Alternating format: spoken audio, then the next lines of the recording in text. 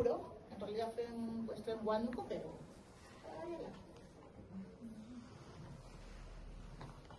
Y cuando lo evalúan, encuentran esos hallazgos en la foto, ¿no? Entonces, la enfermera, precisamente la enfermera, la deriva al médico celulista, ¿no? Y el médico celulista indica uso de doble pañal y seguimiento mensual. Siguiente. ¿Fue correcta la indicación médica?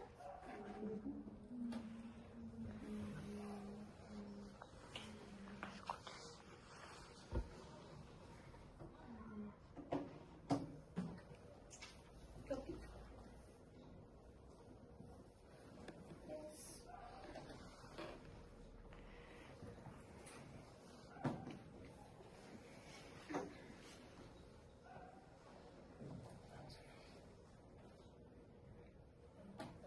Resultado, ¿no? Unos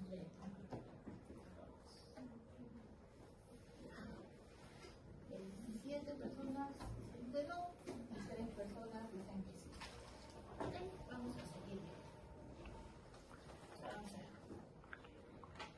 Ahora quiero que contesten por qué fue correcta.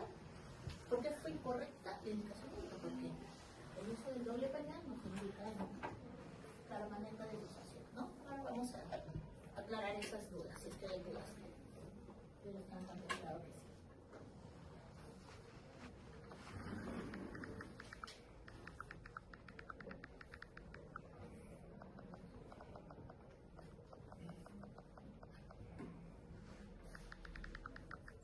Creo que la escribiste 25 caracteres.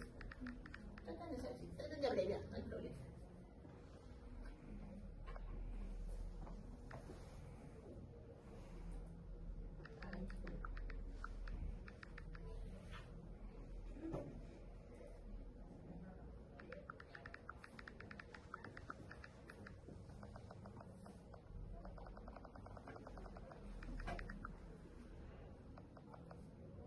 Recuerda que el semestre pasado me dijeron, porque Lozano lo indicó, algo así, pues,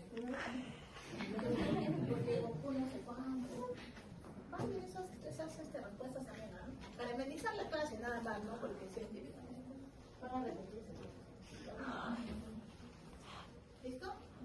Tengo 14. Vamos a ir. ¿Qué han puesto?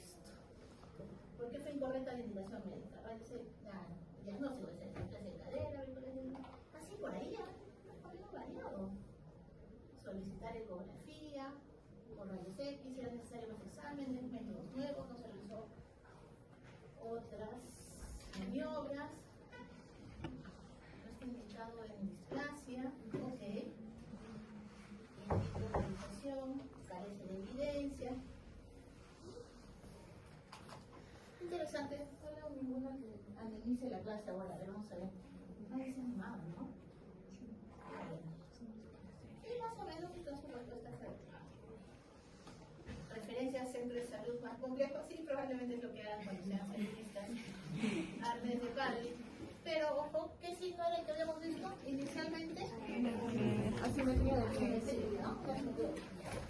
Ahora, y se acuerdan que les había dicho al médico que use doble pañal y que se vaya y se regrese en un mes, ¿no?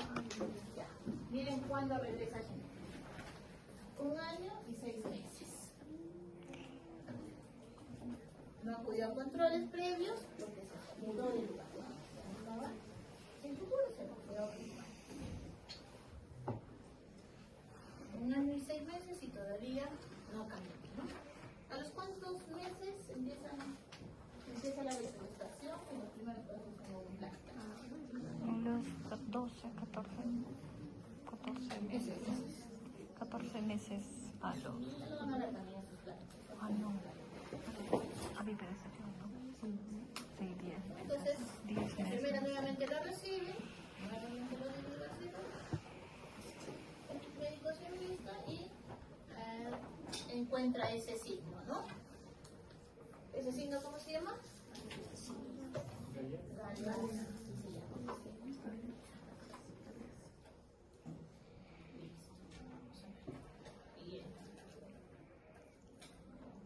Especifique por qué no puede caminar.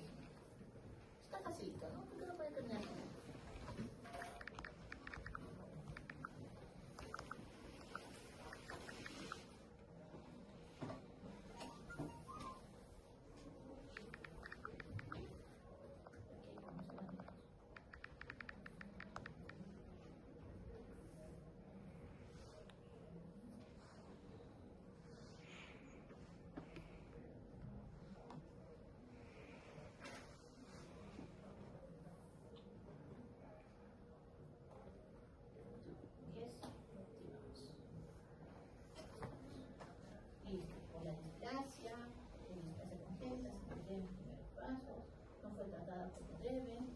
Problemas anatómicos, incapacidad, luxación,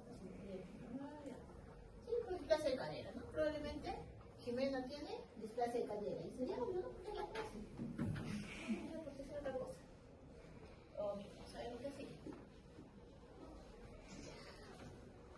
Señale la conducta adecuada seria.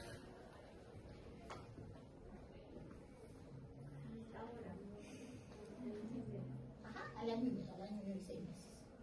¿Qué le piensa?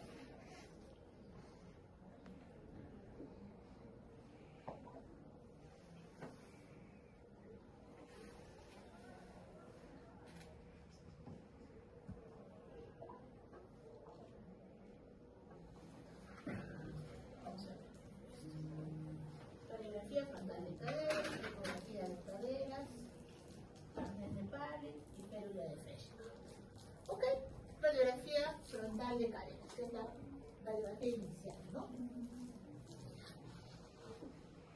Bien. ¿Y ahora qué hallazgos de la radiografía?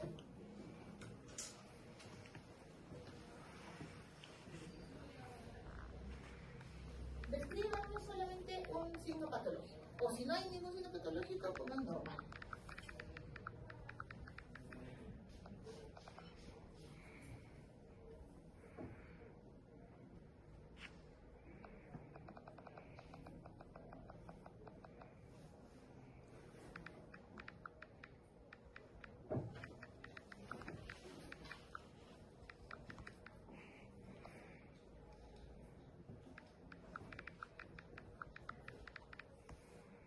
Mira esa plaquita y una cosa bien evidente.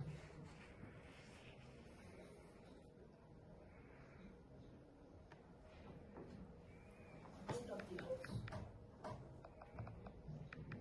Cuesta más. Luxaciones a la izquierda, hipoplasia de centro de circulación, cabeza, vejiga llena, bueno. Es que en realidad no es vejiga llena. Le ponen una placa de metal para ver si la calidad de la toma es adecuada. Ya, para ver si está centrada. Ok, núcleo de circulación pequeño. Sí, tiene un núcleo de circulación pequeño. Hay una luxación congénita de cadera, ¿no? Y ya cuando veamos ahora la clase vamos a ver otro signo más, como el arco de Shenton, entre otras cosas. ¿Bien? Listo. Vamos a ver. Jimena. Entonces, con todo eso, ¿qué tiene Jimena? Ahí sí ya está claro, ¿no? Ya no hay ninguna duda. ¿Quieren abreviando?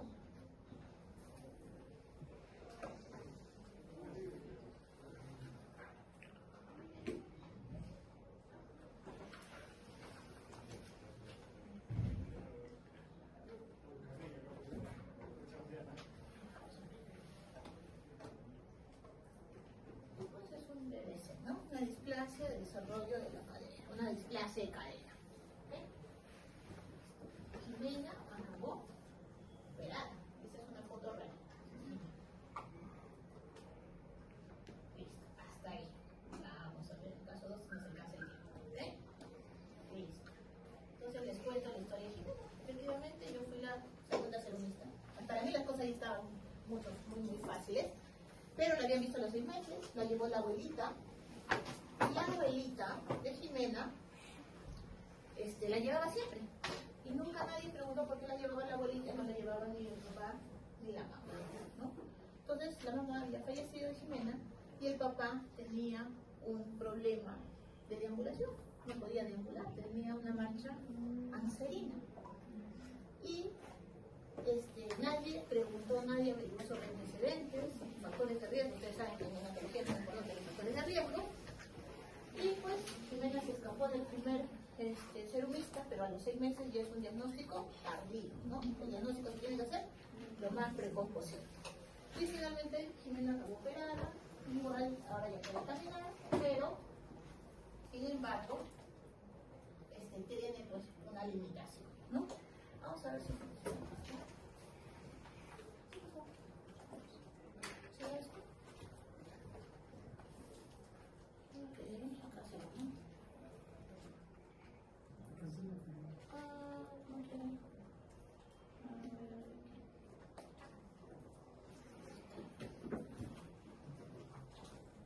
tiene. Ahí vamos a ver, es mi cultura, Ya, aquí, vamos a empezar. Le voy preguntando, si ustedes no me responden, igual vamos a tratar de avanzar, pero si me responden, mejor.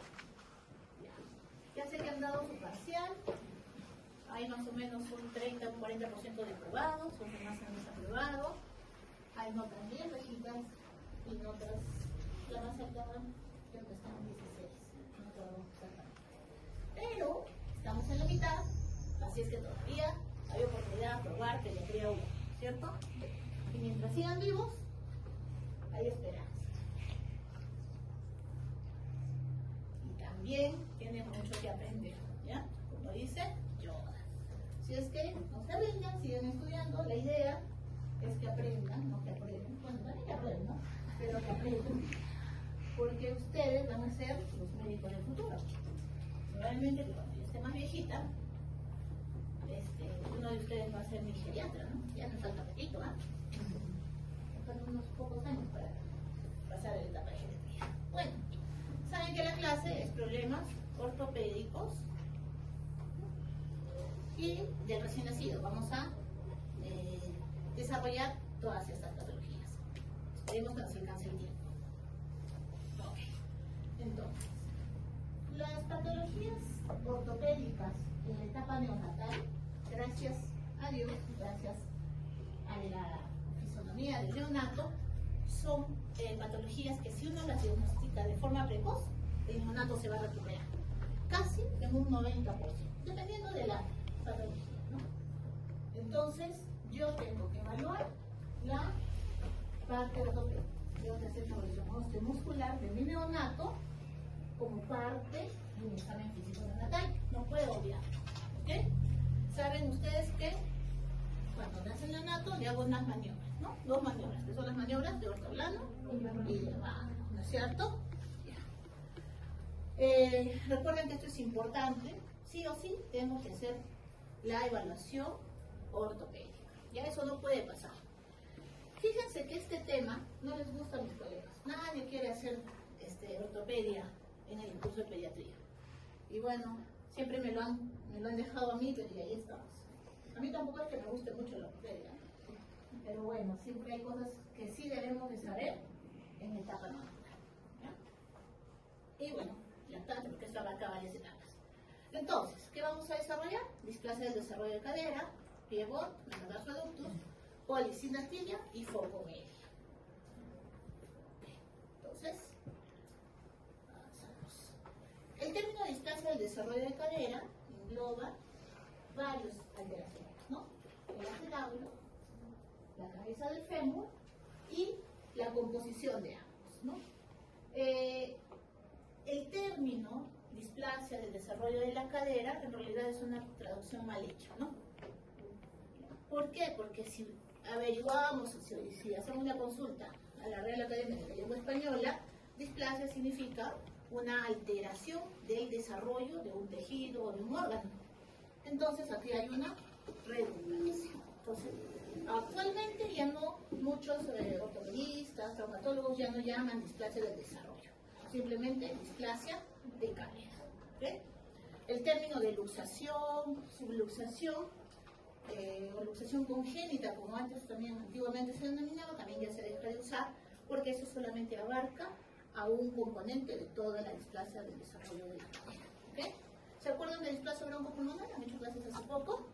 Que es una alteración del tejido pulmonar. Entonces es igual acá, ¿no? Es una alteración del tejido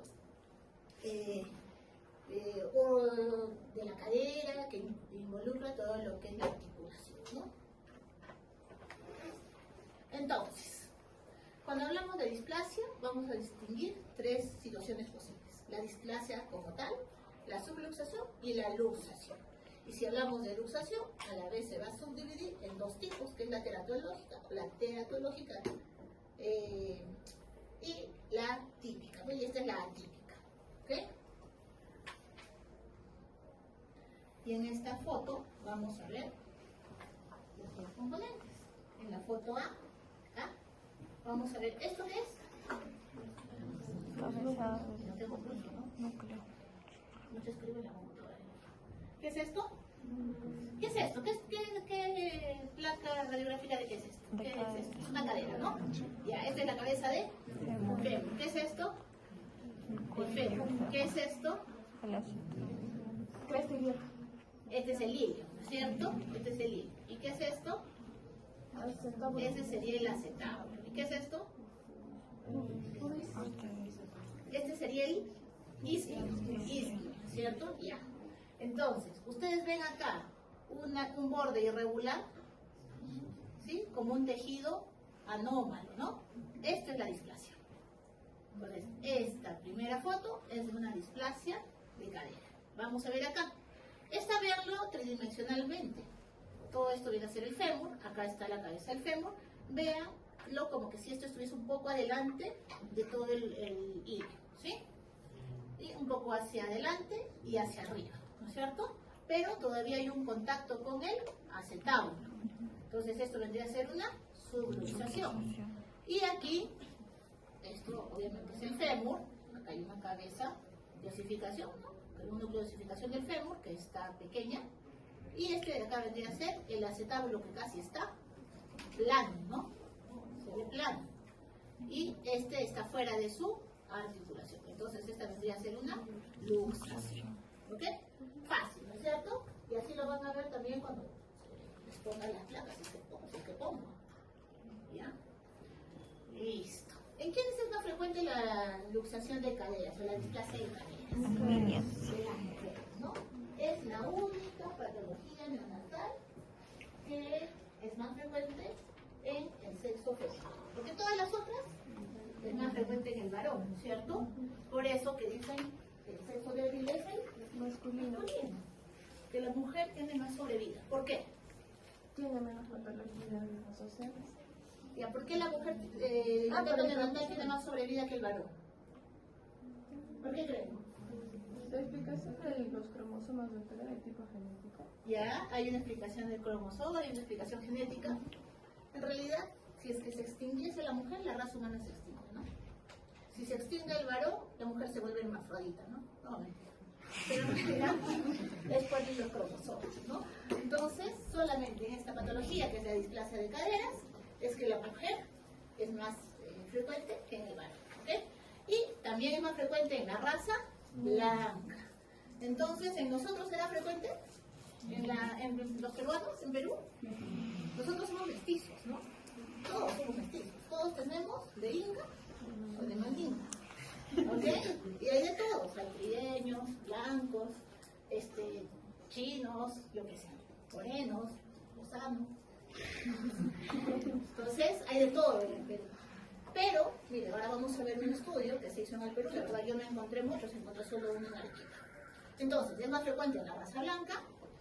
Y si vemos incidencias en Inglaterra, China, África, es muy poco frecuente, ¿cierto? En la raza negra, ¿no? En África es muy poco frecuente. Y bueno, es más frecuente en mujeres que en varones, en una relación de 8 a 1. Listo. Es más frecuente la presentación unilateral. ¿Y cuál es la cadera que más se luxa? La izquierda. ¿Por qué? ¿Y a cuál? La posición intraútero. ¿Cuál es la posición intraútero? Del feto. ¿Ya? ¿Por qué no cucharita? Rápido. Nadie. ¿Tienen una idea? Es por la posición del feto en el útero de la mamá. La posición del feto es lateral izquierda. Entonces, ¿qué quiere decir? Que la cadera izquierda del bebé está apoyada en la columna de la mamá, por lo tanto el espacio o el movimiento es más limitado. Es por eso que se luxa o hace displasia la cadera izquierda. ¿Ok? Ya. La afectación bilateral es rara, solamente un 6%, y aquí hay que ver asociación con otras patologías, ¿no? Las que son bilaterales hay que buscar una patología asociada. Y en Perú, el único estudio que encontré fue este, hecho por la doctora Marina Midori Caballeros, lo hice en Arequipa, y miren la prevalencia. 18.2, bien alto, ¿no? Si vemos el año anterior, estábamos en 13, 14, ¿no? Y nosotros en Perú, aparentemente hay más displasia del desarrollo de la cadera. La verdad que esto puede ser sesgado, ¿ya? Entonces no tenemos datos exactos en Perú. Entonces, resumiendo, 1 de cada 10 neonatos van a hacer inestabilidad de cadera. Eso no significa displasia ni luxación. Ojo. 1 de cada 100 neonatos van a ser tratados por displasia de la cadera. Y 1 de cada 500 neonatos van a tener luxación o displasia total de la cadera. ¿Okay? Sigamos con la parte de la epidemiología. Anatomía. Ya, esto lo vamos a pasar rápido, ¿no? Ya lo hemos estado revisando en las plaquitas. ¿Qué es esto? Todo esto es el fémur, esta es la cabeza del fémur y acá están sus vasos, ¿no? Y este es el cartílago, ¿no? Que cubre la cabeza del fémur. ¿Qué hueso es este? Este es el ilio, ¿no? Entonces, ¿qué vendría a ser esto? Este vendría a ser el acetábulo. Y este cartílago que ven en color celeste, este es el lábulo, ¿ya? Es un cartílago que cubre el hueso para poder para el movimiento, ¿no? Ok. No necesitamos saber mucho más acá. Vamos a seguir pasando. Entonces, ¿cuál será la causa de la displasia? Ya que hay bastante controversia. Se habla de una causa multifactorial, ¿no? Se habla de factores hormonales, por eso es más frecuente en mujeres. Se habla de factores mecánicos y genéticos. Y también se habla de causales predisponentes y causales precipitantes, ¿ya? Los factores hormonales. ¿A qué hormona se referirá? Estrógeno. Al estrógeno y a la progesterona, ¿no? Cuando la madre gesta, el feto va a inhibir la producción de estrógeno y progesterona, ¿ya? ¿Qué hacen el estrógeno y la progesterona en la mamá? El estrógeno y la progesterona van a estimular la producción de una hormona que se llama relaxina. La relaxina le da la facultad a los tejidos maternos de ser elásticos, para que cuando nazca el bebito no haya ruptura de los músculos, ¿no? O sea, se van a elongar gracias a esta hormona que es la relaxina. ¿Ok? La etiología mecánica, ahora lo vamos a ver más adelante. Y bueno, en la etiología genética se habla que hay una alteración de un gen en el cromosoma 13, ¿no? Entonces, en esas personas puede ser más frecuente la displasia de la cadera. Entonces, hormonal, ya lo hemos hablado, están involucradas las hormonas, estrógeno y progesterona, ¿no? Cuando el estrógeno está en su máxima expresión, va a inhibir la producción de la relaxina, pero la progesterona la estimula. ¿Okay? Entonces, el neonato inhibe el estrógeno, por lo tanto, predomina la progesterona y los tejidos se vuelven más laxos. Si los tejidos se vuelven más laxos, va a ser mucho más fácil que esa cadera se desplace de su lugar.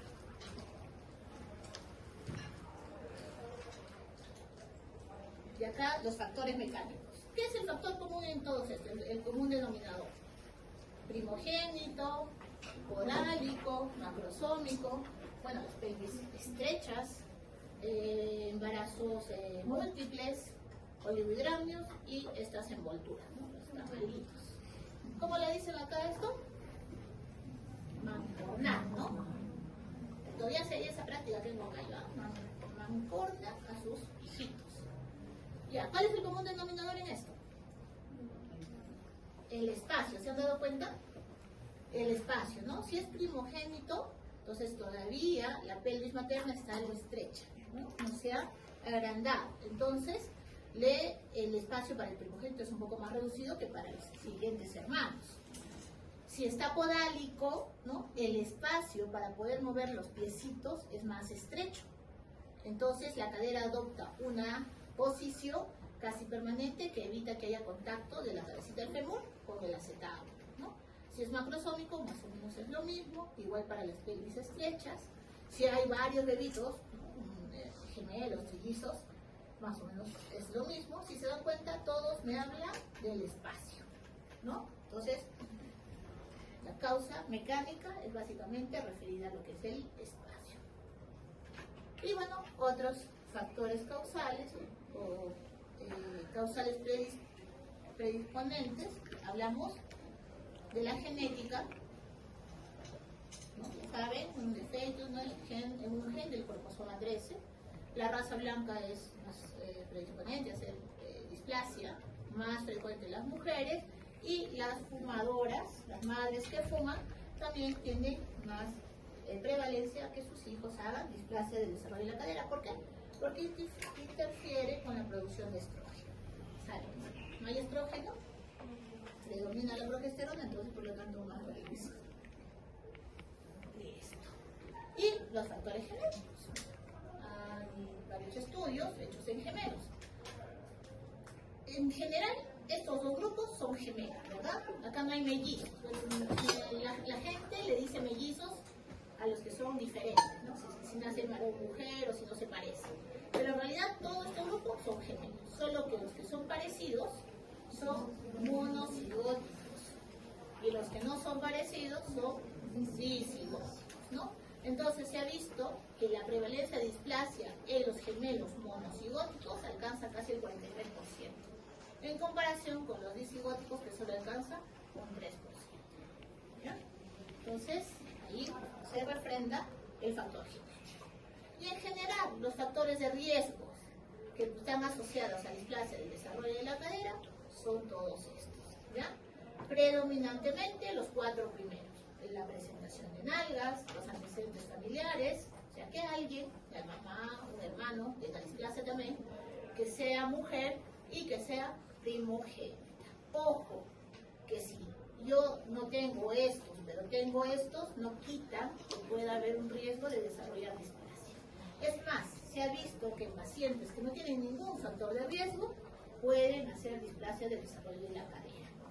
Y algo que aclarar acá, la displasia del desarrollo de la cadera no se da solamente en la etapa neonatal, se puede presentar en todo el proceso de desarrollo de la cadera.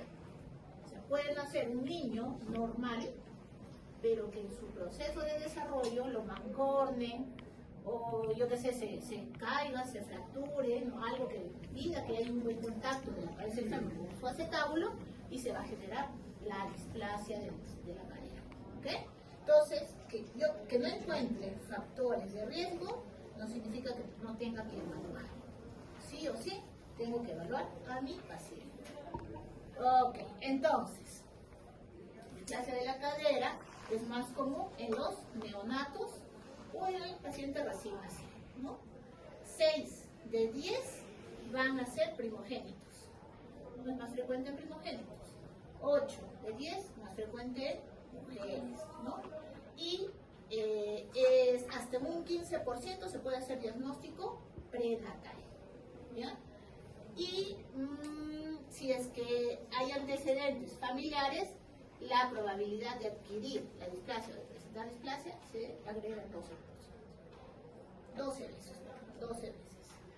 Entonces, ¿qué pasa con una displasia que no se trata? Puede iniciar como una inestabilidad de cadera, esto no necesariamente es patológico, pero si esto no se corrige o no se identifica, esta inestabilidad va a pasar a ser una displasia. Esta displasia va a pasar a ser una subluxación, la subluxación a luxación, la luxación a una discrepancia de miembros inferiores, y esto finalmente va a acabar en esta secuela que es lo que queremos evitar todos, que es la oxoartrosis. ¿Ya? Y esto se produce de forma temprana, en un lactante o un niño de 1 a 2 años puede ya tener esta complicación. Entonces, ¿qué pasa? ¿Qué es lo que pasa? Si hay mucha relaxina, entonces lo que va a pasar es que los tejidos del feto, del producto, se van a elongar. Al elongarse, pueden salir de su articulación, es decir, la cabeza del fémur va a perder contacto con el acetábulo, ¿no? va a generar un falso acetábulo, ¿ok? O sea, el acetábulo no va a tener un estímulo para seguir su concavidad. Y en la cabeza del fémur no va a tener el estímulo para desarrollarse. Entonces, aquí interviene, ¿se acuerdan de este cartílago que es el labrum? El labrum es el cartílago que cubre el acetábulo, ¿cierto? Este labrum se va a alterar, se va a invertir, va a desarrollarse una hipertrofia y un alargamiento de los filamentos, el acetábulo finalmente se va a aplanar y ya no va a haber forma de que ese fémur, de que esa cabeza de fémur encaje en el acetábulo, porque ya va a estar ocupado por un tejido, ¿no?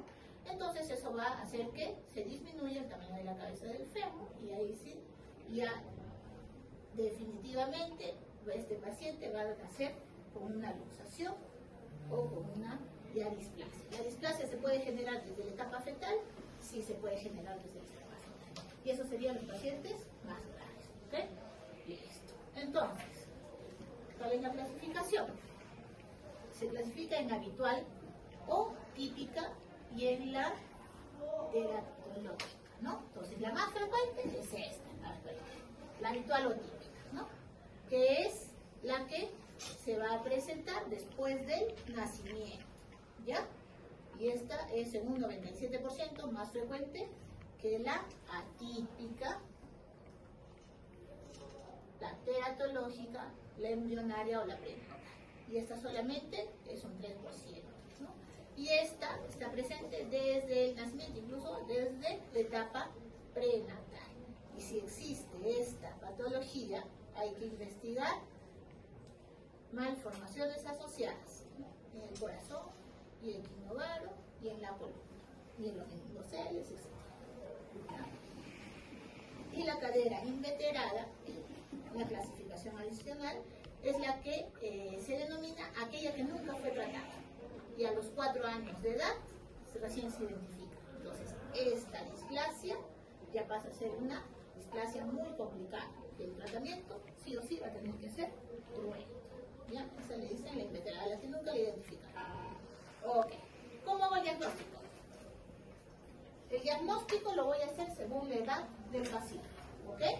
Si mi paciente tiene de 0 a 3 meses, voy a usar estas maniobras, ¿no? Las dos primeras las conocen bien, ¿no? La maniobra de Ortolani y la maniobra de Bach.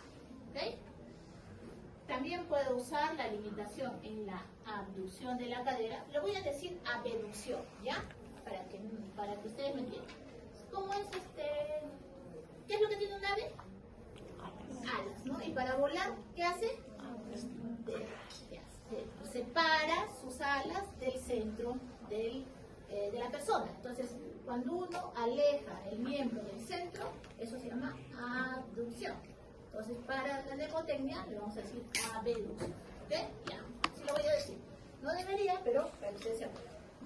Ok, entonces va a haber una limitación en la abducción de la cadera y hay un signo que también podría usar, que es el signo de Shoemaker, que lo vamos a ver a continuación. Ya. Primero Barlow y Ortolani. Como mnemotecnia, los americanos usan esta foto. Dicen que el doctor bueno es Barlow. ¿Quién sería? ¿Torres? ¿Lozano? ¿O qué es? Torres. Ok, y el doctor malo es Ortolani. ¿Ok? ¿Por qué? Porque Barlow luxa. ¿Alguna vez se han luxado un brazo, un pie, un dedo? ¿Nunca jamás? Ya, es sumamente doloroso. Yo tampoco, pero sé que es muy doloroso. ¿Ya?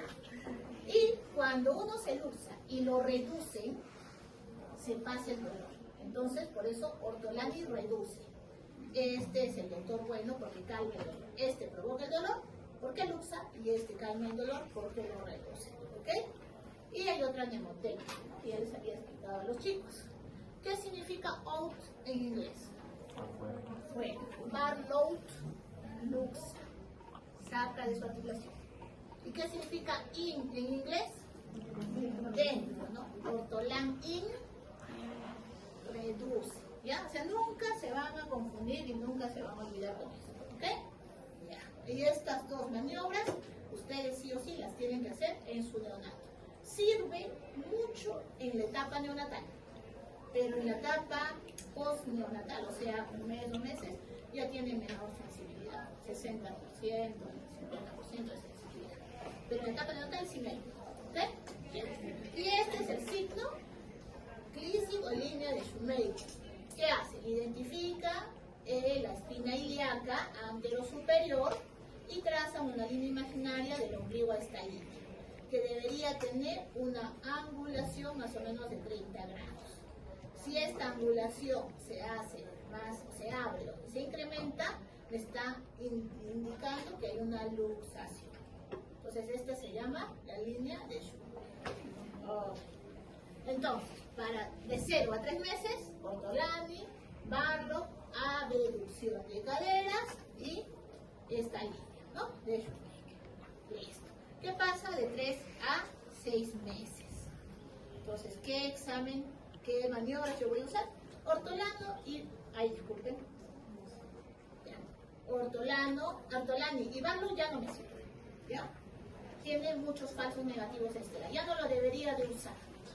Signo de Galeazzi, ¿se acuerdan de la paciente? Ya. Esto sí, este signo me va a traducir una luxación de cadera. Pero si yo encuentro este signo, ya estoy sobre un diagnóstico tardío. ¿Qué significa? Que si yo diagnostico luxación de caderas o displasia de caderas de los 3 meses en adelante, yo estoy hablando de un diagnóstico tardío. Y ya hay repercusión anatomofisiológica en el paciente. ¿Ya? Así le ponga el arnés, así lo opere, yo qué sé, va a haber una alteración. O sea, no va a llegar a su normalidad. Si lo identifico antes de los 3 meses, la cura es casi el 90%. ¿Okay? Ya. ¿Qué más puedo evaluar? La simetría de pliegues. Pero la simetría de pliegues es un signo poco sensible. No muchos niños, ustedes cuando hagan su internado y su cirugía, van a ver que tienen pliegues asimétricos. Y eso no significa que tengan displasia. Pero en fin, de todos los pliegues que yo puedo evaluar, ¿cuál es el que más me sirve? Ahora vamos a ver una foto. Y el otro que sí me sirve es la limitación de la abducción de la cadera. ¿Ya? Vamos a ver fotos para que ustedes vean. Esto es Galeazzi, ¿no? Decúbito dorsal, flexiono la cadera, flexiono las rodillas y si está luxada, un piecito va a estar más arriba que el otro. ¿Cuál es el miembro luxado acá? Derecho. Izquierdo. El izquierdo. Porque es el que está salido de esa articulación, entonces se crece, se incrementa. Y acá, la simetría de pliegues. Si voy a evaluar asimetría de pliegues, digamos, encuentro un paciente en mi cirugía internado con asimetría de pliegues, lo puedo mandar donde un pediatra o donde un traumatólogo para que lo evalúe, ¿no? Pero ¿cuál es el que más me sirve? Los pliegues superiores o los pliegues lúteos. Estos sí están asimétricos, como en este caso. Entonces ese es el que me podría indicar un poquito más que hay una asimetría. También puedo evaluar la simetría de pliegues con los piecitos totalmente extendidos en decúbito ventral y también los puedo evaluar en decúbito dorsal, ¿ya? Entonces yo lo pongo en decúbito dorsal, flexiono las caderitas y aquí los piedecitos se van a ver asimétricos. Ahora, ¿qué pasa si las dos caderas están luxadas? Este signo ya no me sirve porque van a estar simétricos, ¿no es cierto? Entonces hay que tener cuidado. ¿Ya? Listo. Esta es la maniobra que más me sirve en esta etapa, que es la limitación de la abducción.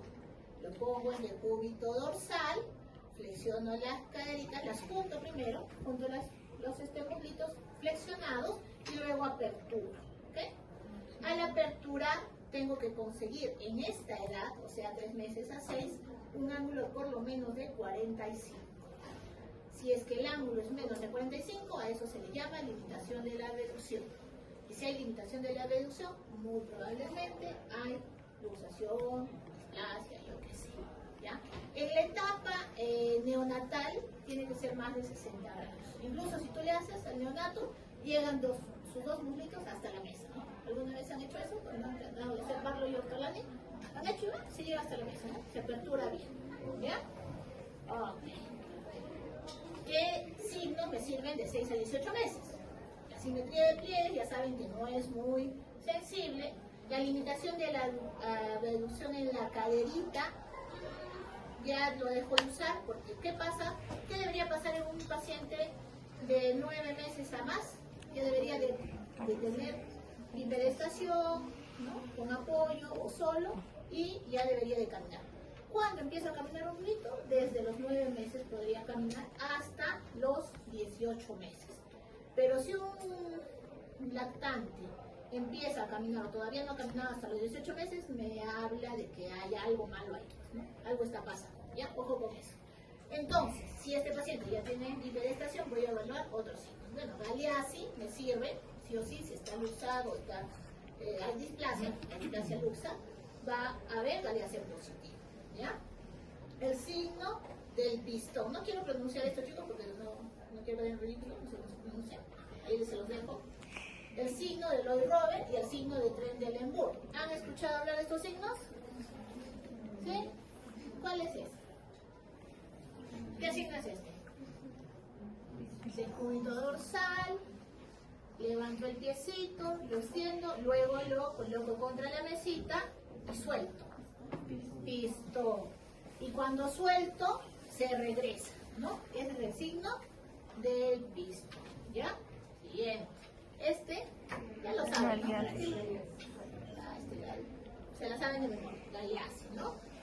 Este es, ¿qué signo? Trendelenburg. ¿Cómo se evalúa? El examinador tiene que estar a la espalda del paciente. El paciente tiene que estar de pie. Y le pide que levante un piecito y flexione la cadera y se mantenga en esa posición. ¿Qué pasa? Como la luxación debilita la musculatura de las extremidades, sobre todo la glútea media, va a caer la cadera. ¿Ve? Entonces, ¿cuál sería la cadera mala acá? ¿La derecha o la izquierda? La B. La derecha. La izquierda es la buena. La que no soporta el peso de este pie es la que cae. ¿Ok? Ya. Y finalmente, la de... ¿cómo se llama este? ¿Se acuerdan? ¿No? Que yo lo pongo de pie y le digo que me ponga con los pies bien estirados, y como una extremidad es más grande que la otra, la que es más grande se tiende a flexionar. Ese es lo alto, ¿ya? Entonces eso es cuando hay hiperestación. ¿Preguntas hasta ahí? Todo está facilito, ¿no es cierto? Les dije que esta clase es la más fácil de todas. Lo malo es que no ponen mis preguntas. ¿Qué le puede hacer? Ok. Listo. ¿Qué pasa si el paciente ya tiene 1 año de edad o más, ¿no? Y ya camina. Voy a evaluar ya la marcha. Entonces, la marcha de una displasia se llama marcha anserina. Vamos a ver unas características. Va a haber una longitud asimétrica de las extremidades inferiores, va a claudicar y va a haber marcha en puntas, ¿no? Marcha en puntas, no se desarrolla bien la marcha. Y va a generar una hiperlordosis lumbar compensatoria. A esto se le llama marcha, todo lo que he descrito es la marcha anserina. Hiperlordosis, deambulación en punta, claudicación, y cuando camina hay un tambaleo, ¿no? Tambalea, ¿sí? Esa es la marcha anserina, ¿ya? Listo. ¿Preguntas hasta ahí? Ahí está. Así. A ver, este es el minuto 58. Este es un video que vamos a ver.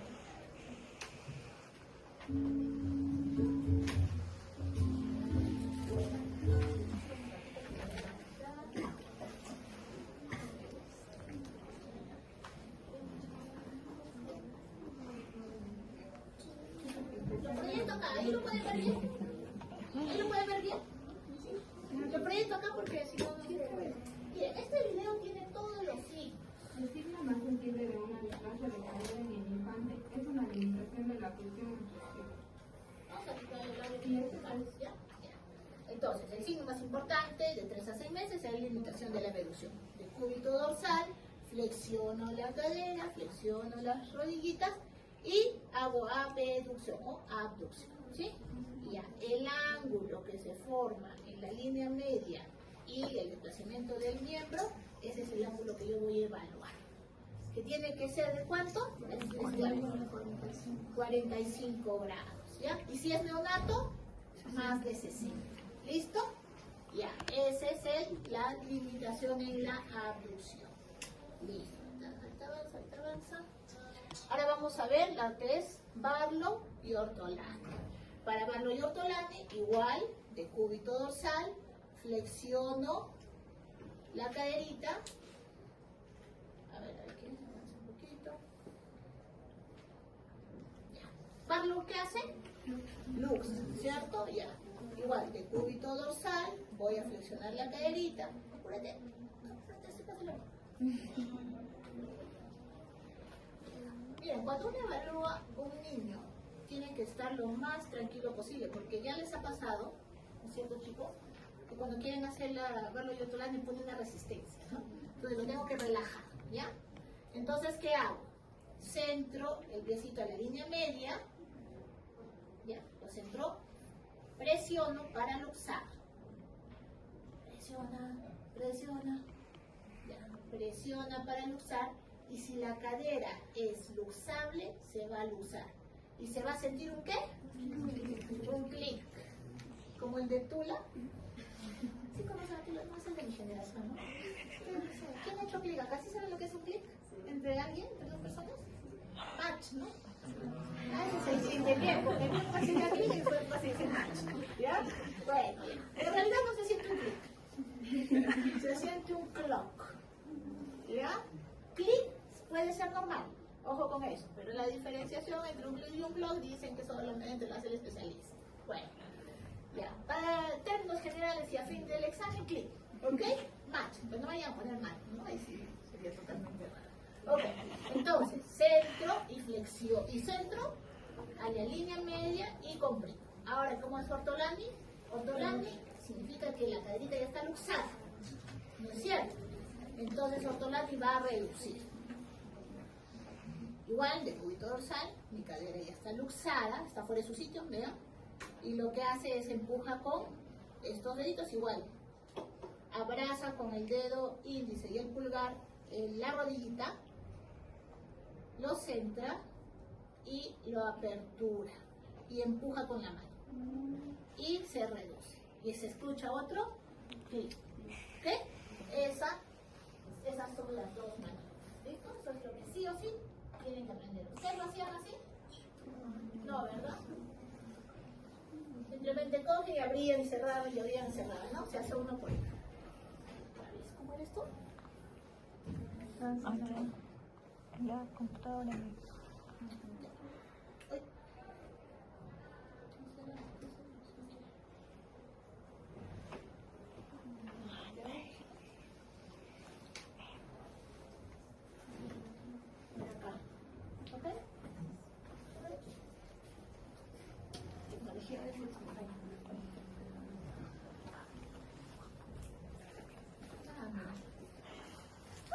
Ay, ya está.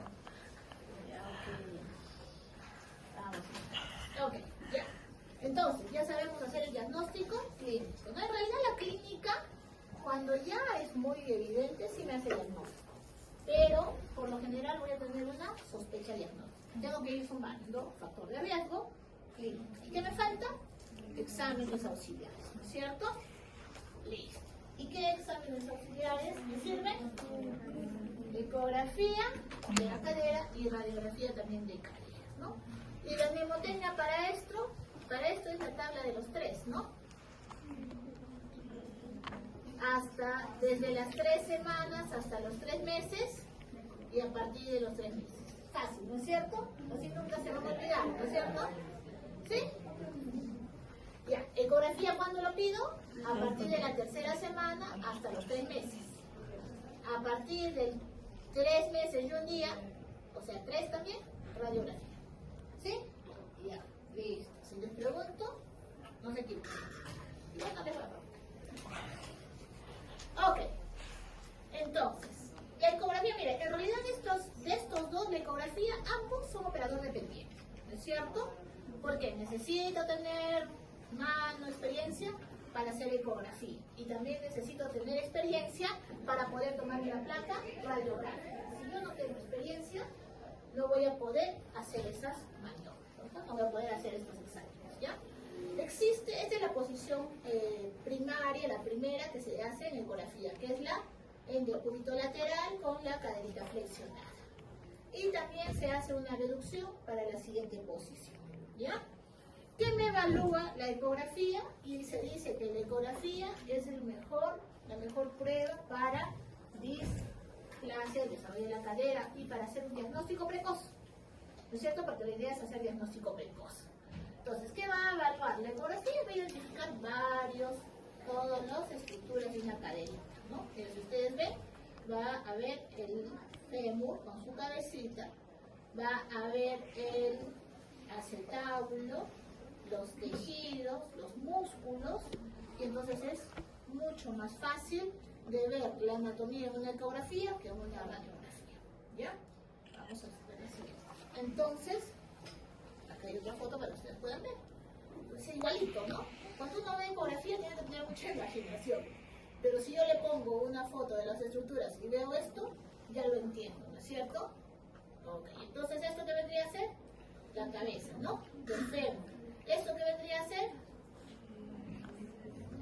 Esta vendría a ser el fémur, esto de acá vendría a ser el acetábulo, y acá están los músculos, ¿no? Y esto de acá vendría a ser el ¿qué?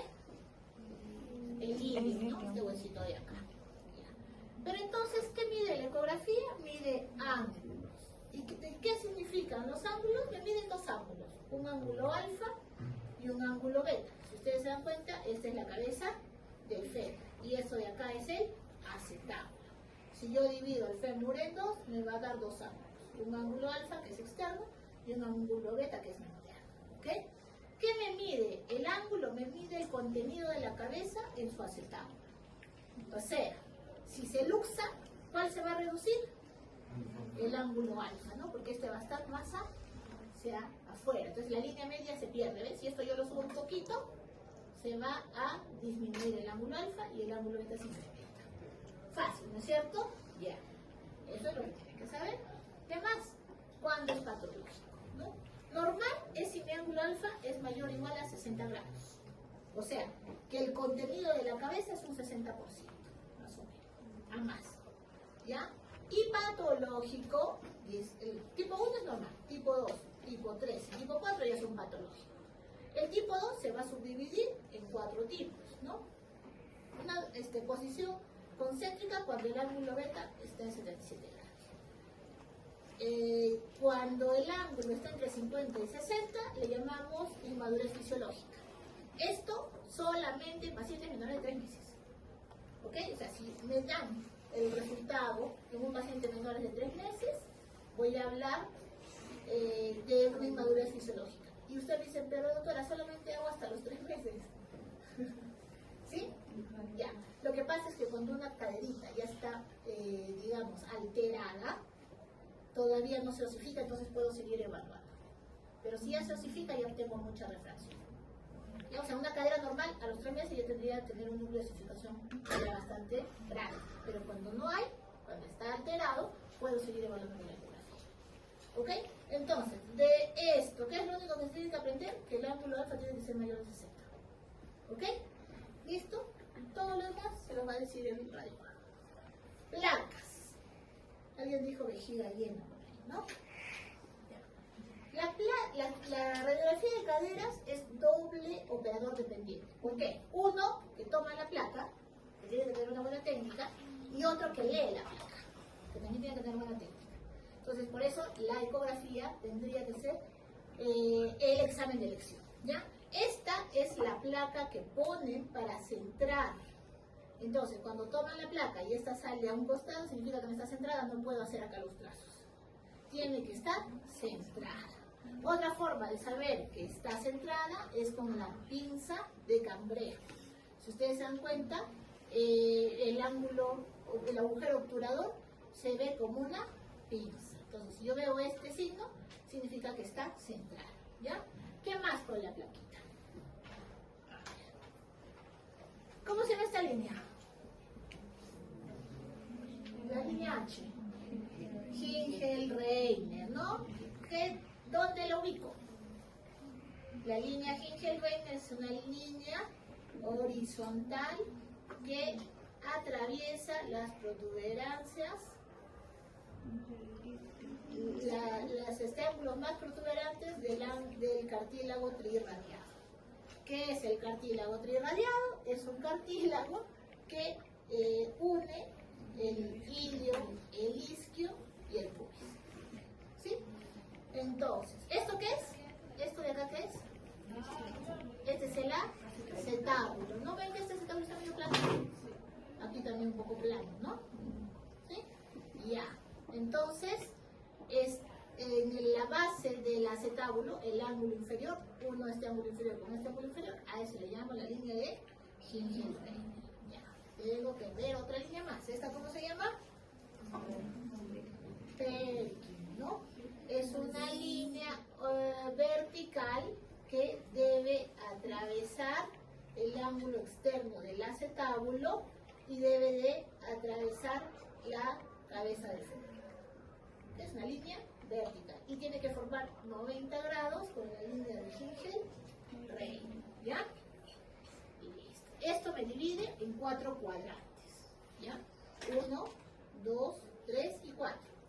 Lado derecho, 1, 2, 3 y 4. Vamos.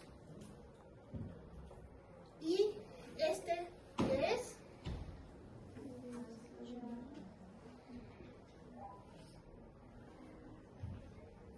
Este es el ángulo acetabular. No, ¿verdad? No, ¿verdad? Este trazo me sirve para definir si esto está centrado o no. También es una placa o es un ángulo, una línea, perdón, que me sirve para definir si mi placa está centrada. Esta parece sí estar bien centrada. Ven acá las pinzas, ¿no? Y parece que sí la columna está en medio. Bueno, veamos. ¿Dónde está el núcleo de osificación? ¿En qué cuadrante? Supero externo, ¿no es cierto? Si mi núcleo de osificación está en el ángulo supero externo, significa que está luxado. ¿Dónde debería estar? Inferior interno. ¿Ok? Y listo. Ya. Esto es más o menos lo mismo. ¿Dónde se ubica mi cabeza? ¿No? Si la cabecita de mi, este es el fémur, este es el núcleo de osificación y este es el acetábulo, ¿ya? Si está en el ángulo inferior interno, está ok. Si está ocupando ambos los 4 cuadrantes, subluxada. Si está súper externo, es luxada. Y si está muy arriba, ya prácticamente en la parte más alta del cuadrante súper externo, significa que es una luxación alta. ¿Ok? Y acá están todas las líneas, ¿no? Ya, a ver, la línea verde es Hingel-Reiner, ¿no? La línea lila, esta es Perkins. Está alterada, ¿no? Porque no atraviesa el fémur, ¿se dan cuenta? Mira, ¿eh? No atraviesa el fémur. Ya. La línea fucsia, esta de acá, arco de Shenton, ¿no? Que tiene que ser continuo. Continuo. Acá mira cómo se rompe, ¿ves? ¿Sí? Este demarca el agujero obturador de la línea Shenton. Ah, perdón, la línea acetabular. Ok, la línea acetabular es una línea que une el ángulo interno y el ángulo externo de mi acetábulo, que tiene que ser menor de 30 grados, ¿ya? Y si tiene 2 años, menor de 20 grados, ¿ves? Ya. ¿Acá cuánto tiene? 40, ¿no? Acá también, ¿no? Ya. La línea amarilla, ¿cómo se llama? Ángulos acetabulares. La línea, el ángulo centro-borde, que es esta línea azul, es una línea que sale de un círculo que rodea el núcleo de osificación y tendría que tiene que atravesar el ángulo externo del acetábulo y el ángulo interno del acetábulo tiene que formar un ángulo de 20 grados. En realidad esto ya es para más pacientes un poquito más grandes. Lo que ustedes tienen que aprender es Hickel-Reiner, Perkin, ángulo acetabular y Schechter. ¿Ok? Todo lo demás es información extra para los que quieran ser traumatólogos, ortopedistas o lo que deseen. Y bueno, el arco de Calve es este arco, que también tiene que ser continuo, igual que el de Shenton. Igual esto también se ve en pacientes más grandes, ¿ya? Adultos incluso. Y acá miren cómo se rompe ese arco, ¿eh? No se llega a formar este ángulo de Calve. Listo. Igual, esto es la placa para ver si está centrada. Y hay un signo más que se llama el signo de la gota de lágrima, que tiene que ser en forma de U, que me habla de, este es el isquio, y me habla de una subluxación. Cuando está subluxado o hay una alteración, se angula. Entonces se hace una B, debería ser una U, y se hace una B. Y así hay un sinfín de signos. Ya todos colocados sería demasiado. Bueno, ¿qué más tengo que saber en una radiografía de cadera? Esta triada de, yo no voy a decir malas palabras, de Putti, ¿no? Ya, esta triada de Putti me evalúa 3 aspectos. Uno, que es la hipoplasia del núcleo de circulación de la cabeza femoral. ¿Dónde está el núcleo acá? A la justa, creo que está acá. Hipoplasia, como en la paciente, ¿no? ¿En caso se acuerdan? Ya. Desplazamiento superexterno de la cabeza femoral. ¿Dónde está? Trazo mesoidante supero externo. Y ángulo acetabular aumentado. Todo, ¿no? Esa es la triada de todo me habla de una luxación de cadera. ¿Y cómo se trata? ¿Qué la cama? ¿Qué la cama dice? 4:25.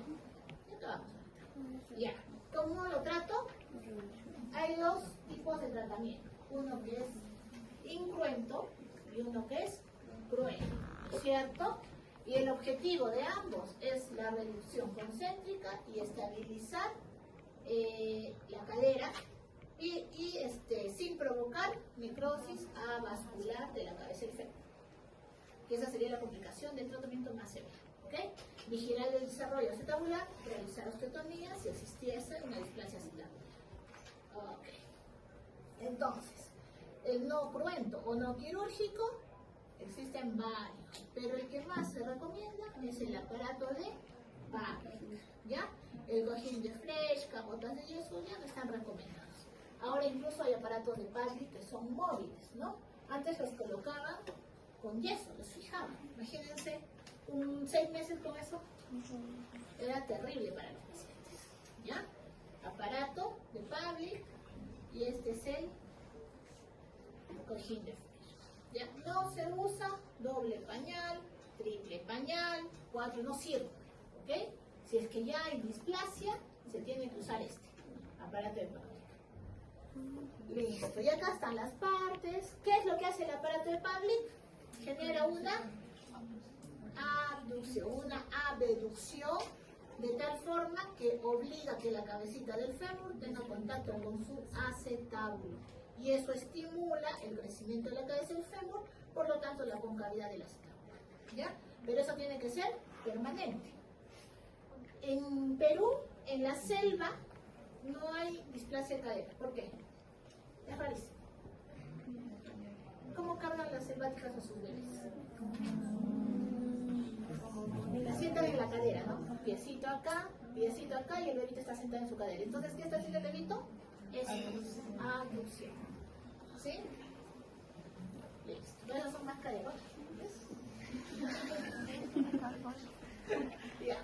Entonces, los tratamientos quirúrgicos, tenotomía de deductores, etc. Esto ya no, ustedes no lo tienen que saber, salvo si quieren ser traumatólogos. ¿Cuántos traumatólogos van a ver acá? ¿Traumatólogo pediatra? Da plata. Bastante plata, traumatólogo. Ya. ¿Y cuáles son las complicaciones del tratamiento ortopédico? La más temida, la necrosis ósea vascular de la cabeza del fémur, y también puede haber una parálisis del nervio femoral. Estos son en relación al tratamiento. El aparato de Pavlik puede generar esto. parálisis del nervio femoral. Cuando se usa por mucho tiempo. Entonces se tiene que estar evaluando. ¿Listo? Ya. Entonces, estos son los puntos que ustedes sí o sí los tienen que memorizar. Esto les va a servir para su práctica privada. Primer punto. La displasia del desarrollo de la cadera sigue siendo una causa importante de artrosis. Incluso se ha visto que pacientes adultos que han hecho artrosis y que finalmente han acabado con implantes han tenido displasia del desarrollo de la cadera no diagnosticada. Casi un 30%. Hay unos estudios. Siguiente, no hay factores modificables que puedan aplicarse sobre la prevención primaria de la displasia. O sea, prevención primaria significa fetal. ¿No existe? ¿Ya? ¿Quién va contra la genética, contra que sea mujer, varón? Es difícil. Tercero, la presencia de factores de riesgo aumentan la probabilidad. Entonces, si yo encuentro un factor de riesgo, lo derivo al pediatra o al traumatólogo. Uno que quiera los niños. Cuarto, el diagnóstico es clínico en la etapa neonatal, con Barlow y Ortolan. ¿Okay? Quinto, la simetría de pliegues no me sirve. Si yo encuentro, mejor lo derivo, peco por exceso. ¿Ya? Sexto, sobrediagnosticar es mejor que omitir. O sea, pecar por exceso. No importa, yo lo mando, aunque el traumatólogo, ¿por qué me mandaste? No importa. Pero si el traumatólogo lo vio y descartó, bien por el paciente. ¿Ok? Séptimo, la ecografía antes de los 3 meses y la placa radiográfica después de los 3 meses. Séptimo, tratamiento, reducción de la cadera con aparato Pavlik, y si es que ya hay mucha complicación, es más de 4 meses, necesito tratamiento ya correcto. Noveno, en todos los tratamientos existe riesgo de necrosis arterial. Y décimo, no se ve, uso de doble o triple pañal no funciona. ¿Listo? ¿Preguntas? ¿Preguntas? ¿Se cansaron? Vamos a la parte, esta la vamos a pasar súper rápido. ¿Ya? Porque es más práctica, no vamos a hablar, porque si no, esto es un semestre de clases de ortopedia. Imagínense, le digo 300 libros. Ya, anormalidades de los pies. Igual que en caderas, los piecitos de los neonatos tienen particularidades, ¿no? ¿Qué particularidades? Ahora los vamos a ver. Y yo sí o sí tengo que evaluar el piecito de mi bebé. ¿Ok? Ya. El piecito del recién nacido es más plano. ¿Hasta los cuántos años de edad es pie plano? Algunos, bueno, el caso estoy tocando infidente. ¿Tiene pie plano? Es fregado, ¿no? Es fregado, ¿cierto? Ya. Hasta los 2 años de edad, el piecito del bebito va a ser pie plano. De ahí recién se empieza a formar el arco. ¿Ya? ¿Qué más? Tiene mayor rango de movimiento, son más flexibles. Suave, sutil y difícil de apreciar, porque son como unas bolitas, como unos tamalitos, ¿no? Y la cantidad de tejido graso es mucho mayor que en el glande. Entonces, por eso son estructuras diferentes y hay que conocerlas. ¿Ya? Entonces, vamos a hablar del pie-bot. ¿Alguna vez han visto un paciente con pie-bot? ¿Cuáles son los sinónimos de pie-bot? Pie-zambo, equinovaro, esos son. Listo. Entonces, son pie equinovaro, pie-zambo o pie-bot, ¿cierto? Tiene una incidencia de 1 de cada 1000 nacimientos vivos con padres supuestamente normales. ¿Qué significa? Si hay 1000 nacimientos y los padres no tienen pie-bot, por lo menos uno podría tener. ¿Ya? Pero ¿qué pasa si los padres tienen? Se incrementa hasta un 20, un 30% la incidencia de padecer pie-bot. Y es más frecuente en varones que en mujeres, 2 a 1. ¿Okay? Ocupa el segundo lugar de las malformaciones congénitas y 7-8% se acompañan de luxación congénita de cadera. O sea, si tengo pie-bot, voy a revisar sí o sí las caderas, ¿ya? Porque puede haber luxación. ¿Qué es el pie-bot? Es una deformidad fácil de diagnosticar, porque yo simplemente la voy a ver, ¿no es cierto? Solamente con verla, yo puedo decir si este paciente tiene pie bono. Pero tengo que identificar estos 4 componentes. Mnemotecnia, cabo, cabe, ¿sí? Cabo, aductus, varo y equino. ¿Ok? Y esto va a tener equino, varo, aductus, cabo, y todos estos 4 componentes van a provocar una rotación interna de la tibia. ¿Ok? Listo. La causa no se sabe. Existe una asociación hereditaria, ¿ya? Hay varias teorías, mecánicos, intraútero, alteraciones neuromusculares subclínicas y detención del desarrollo fetal. En realidad es difícil de saber. Okay. ¿Cuántos tipos hay? Hay un tipo intrínseco, que es el flexible, o sea, cuando yo lo manipulo, puedo retornar a la posición normal del pie, y hay una intrínseca rígida, que esta sí es la más complicada, ¿no? Y hay otra que es la tipo teratológico, igual que en displasia de caderas, que esta, como la otra, se puede asociar a otras enfermedades neuromusculares. ¿Ok? Listo. Vamos avanzando. El diagnóstico del pie bot no ofrece dificultad y a veces puede ser confundido con el metatarso adulto severo. Ya. ¿Alguno de ustedes desgasta, ¿alguno de ustedes desgasta el zapato de un lado cuando camina? Tiene. De verdad, pero eso no genera tanta dificultad, eso no sería catarse. Ok, esto va a venir en el examen.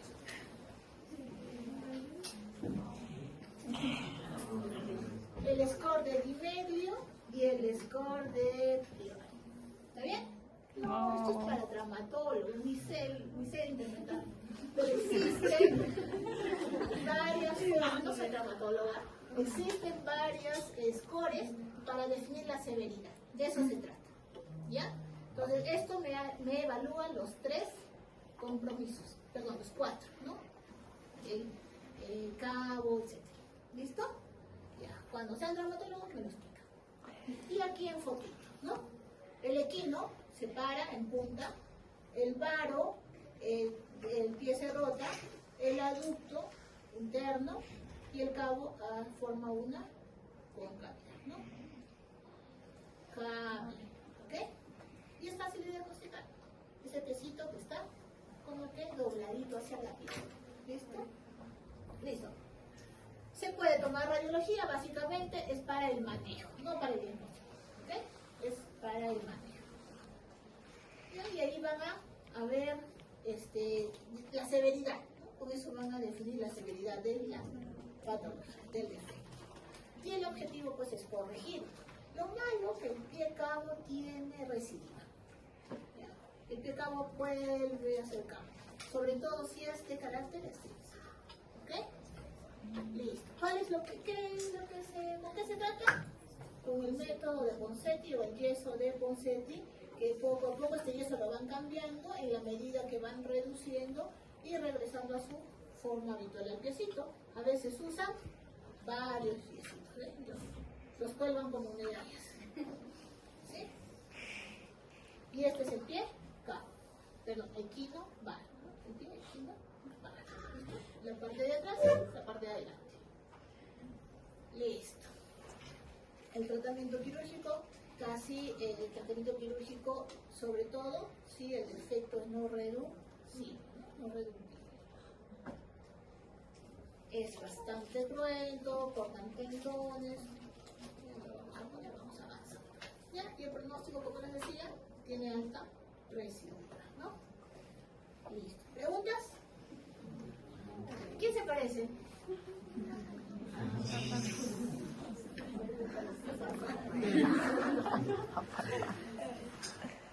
Bien, vamos a avanzar. ¿Están así? ¿Cuánto nos queda? 8 minutos. Ya, metatarsos adultos. ¿Qué es el metatarsus adductus? Es la desviación del piecito hacia la línea media, ¿sí? Los pies hacia la línea media, ¿ok?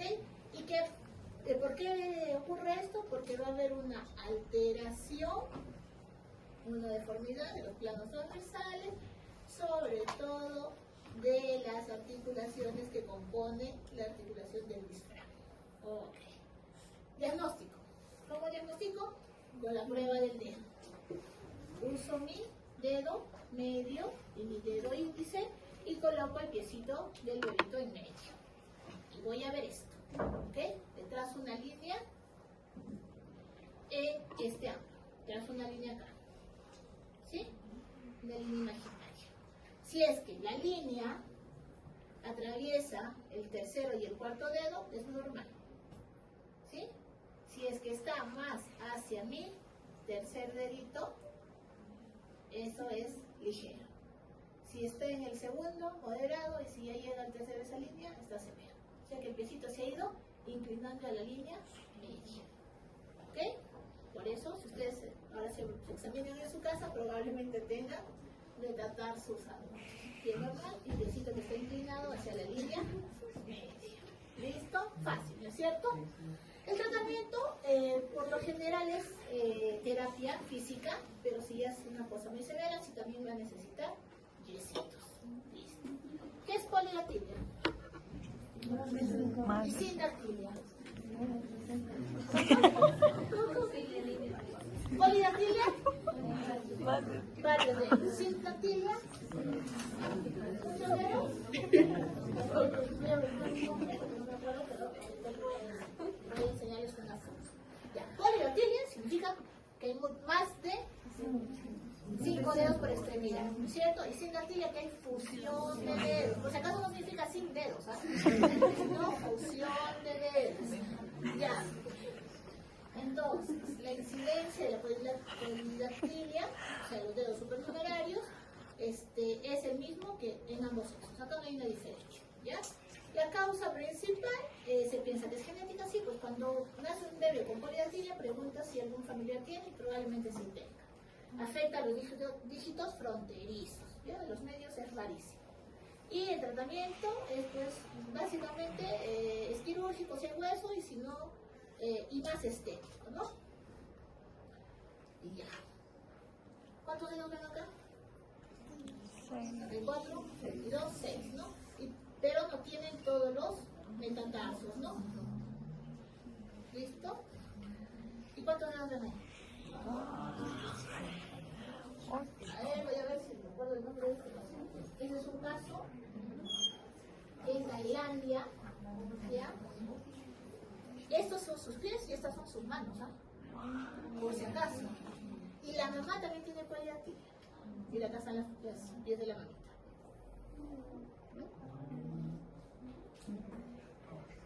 Este debe tener 33 dedos. Es un caso anecdótico, está en el libro de récord Guinness. Incluso lo catalogaron como un ser supremo, etc. Listo. Entonces, la sindactilia, ¿qué es peor? ¿La polidactilia o la sindactilia? Bueno, en este caso,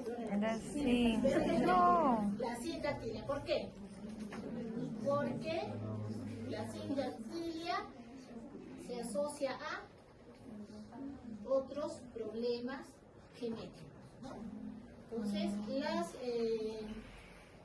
los síndromes, hay varios síndromes de Cornelia de Lange, los síndromes de Down-Edwards, Patau, etcétera, van a tener sindactilia. Entonces, si tienen sindactilia, tengo que buscar algo, ¿ok? Es peor sindactilia que polidactilia.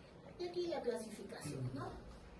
Es de clasificación de grado 1, si se fusionan los dedos del medio y así. Lo importante es que sepan es que es fusión de dedos, no significa que no tengan dedos, ¿ya? Por si acaso. Listo. Como les decía, la sindactilia compleja se va a asociar a varios síndromes, ¿no? Down, Carpenter, Cornelia de Lange, etc. Listo. Listo. Y este es un dedito de un pacientito del hospital, que era un pata, ¿no? Dedo en 15. Así se llama. Sindactilia. Y focomelia. ¿Qué es la focomelia?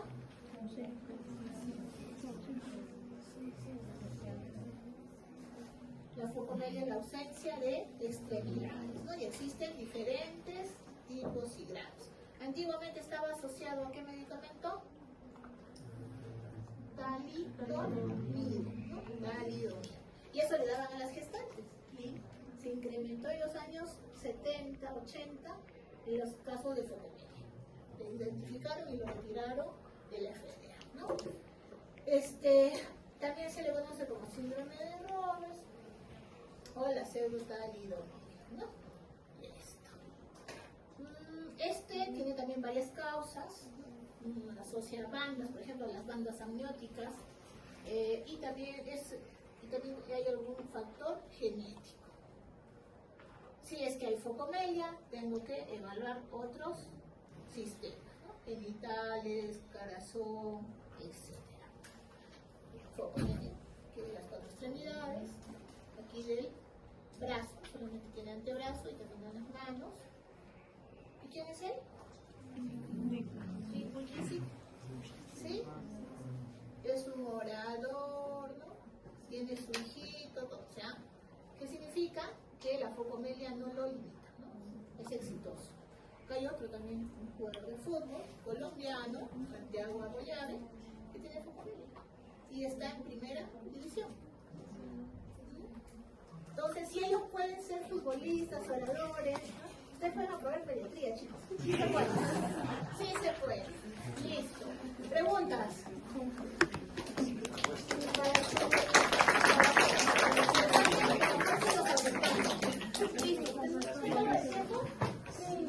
Tiempo para las fijas. Les voy a hacer los que tienen esto con 4 líneas, usan los 9 puntos. A ver, hay una lección para ustedes. Con 4 líneas, usan los 9 puntos.